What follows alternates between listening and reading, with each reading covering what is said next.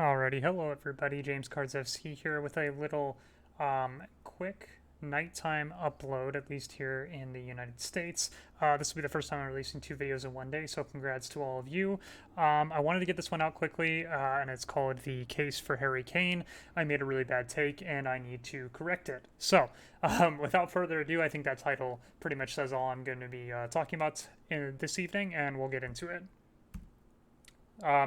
Disclaimer, I'm not going to go through this. You can read it for yourself, but let's get right into this. This is my dumb American take that I just made earlier today, and here it is in all its glory.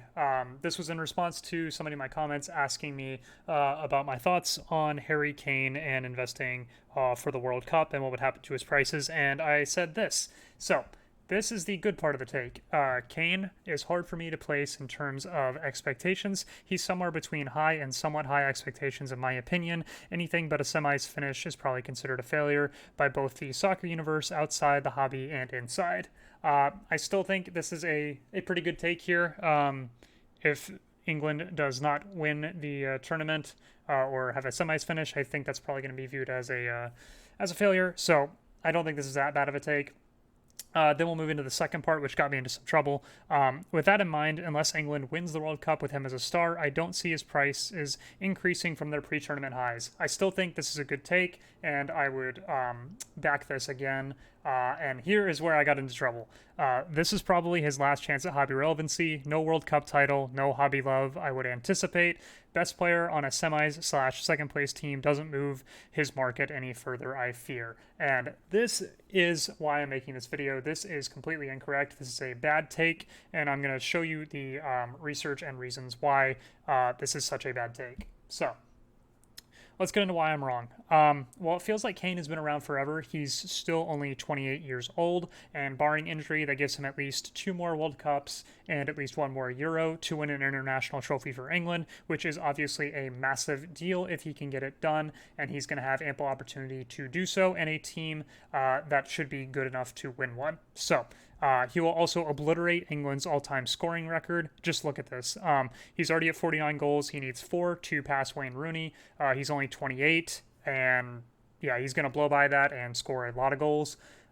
There's a scenario in which he puts himself at a rate that will be very, very hard to match for many, many years. And so, yeah, he has this all but locked up.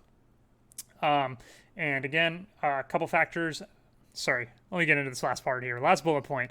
Couple these factors with a player that most Americans currently ignore, myself unfortunately included in this, and you have a great case for long-term value investing with Harry Kane. And so let's get into the specifics of why I'm even more wrong from a value investing perspective. His true rookie is insanely difficult to find, and it rarely comes up for auction. The last PSA 9 sold in November for less than $400, and a 10 has never sold. That, in my opinion, would indicate they're in true collectors' hands at this point, which is very good for them in the long run because they'll be harder to transact more, which will keep the prices high when they do come to market. So this is the pop on his true rookie sticker. It is a PSA Pop 10 and a PSA 10 Pop 10 and a PSA 9 Pop 12, and finding them raw is not easy because this is a 2014 sticker set. Productions are nowhere near what they are now, and yeah, so really low pop sticker, and they don't come to market often.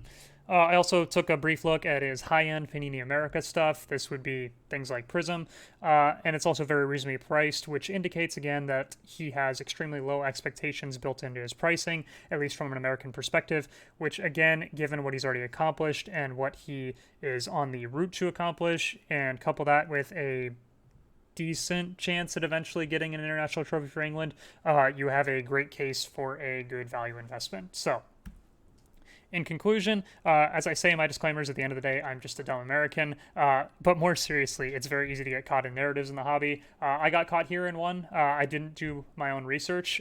This is why I say right here, third point, do your own research. I did not, and I looked very foolish and made a very bad take. But I'm glad that I went back, did the research, and now I understand where my blind spot was on this one. So, last point here, do not 100% trust what I say. I have biases and will for sure make my share of bad takes, but I hope my good ones will outnumber the bad. And in the case that in the future I make more bad takes like this, I will try and put together a well, first of all, I'm going to try not to have any bad takes in the future, but if I do, I will try and make a short video like this correcting them, and we'll get right back on track. So thank you so much for sticking with me. I apologize for my terrible, dumb American take. Harry Kane has my thumbs up from a value investing perspective. I would still value some other players ahead of him, but if you want to go for Harry Kane, you have my permission, and I think this is a good value investment at this point. So, yeah, thank you guys so much. I appreciate all the support.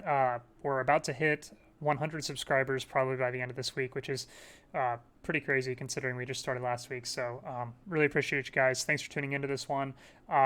If you want me to do more of these where it's just a quick case for why a player makes a good value investment without super hardcore fundamentals in it, I could do more of these. Leave me a player in the comments that you'd like to see me cover, and I would look forward to doing those. So once again, thanks so much, and I'll see you in the next video.